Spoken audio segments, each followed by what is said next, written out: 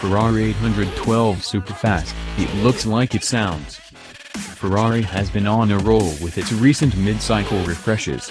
Last year at the Geneva Motor Show, the prancing horse brand unveiled the significantly updated replacement for the FF and named it the GTC4 Lusso, reviving a name last used on the 1971-72-365 GTC4.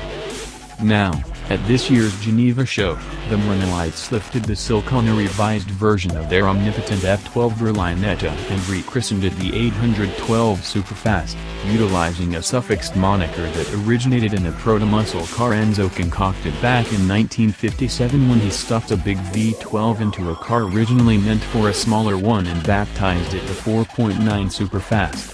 At least the capitalization and compound wording in this honorific finally makes sense, giving respite to the spell check programs worldwide. The name Superfast belongs to the Ferrari history, says Flavio Manzoni, head of the Ferrari Design Center. When we finish a project, we always create a list of names and this one just seemed to fit. Ferraris have always, or almost always, been lovely objects to behold, but it still amazes us that a brand that so often nails its design language the first time around finds means and actualization for improvement when it comes time to spruce things up. We were obsessed with the appearance of the first FF, but the heart-stopping GTC4 Lusso wiped our memory of that hatchback like some process out of a Philip K. Dick story. Similarly, this 812 Superfast obviates our total recall of its predecessor, and not just because the slightly larger naturally aspirated V12 in its aquiline front makes nearly 60 more horsepower. The design is less encumbered than that of the F12, with smoother flow, fewer disruptive channels and voids, and additional streamlining that give the new car a more balanced profile and proportion.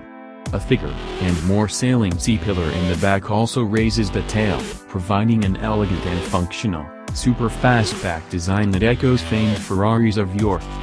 Compared to its predecessor, we have made huge steps in performance, so it is necessary to develop very strong aerodynamic solutions or the car wouldn't reach our objectives, says Manzoni. The rear reminds us of the Daytona, not because of the shape but because of the form. The cut volume at the tail is typical of many Ferraris of the 60s, like the 250 Lusso, the 275 GTB4, the 288 GTO.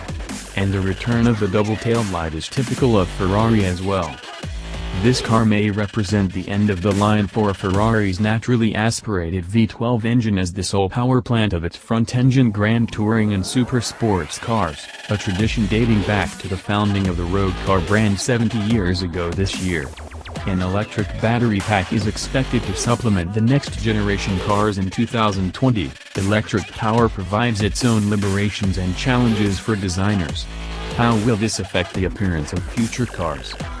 If you consider that a Ferrari is always a form that follows a function, of course hybridization will have an impact on design, says Manzoni. A Ferrari must always be honest, have an aesthetic frankness. The basic code of Ferrari is that its design is intrinsically connected to its essence. He shrugs and smirks.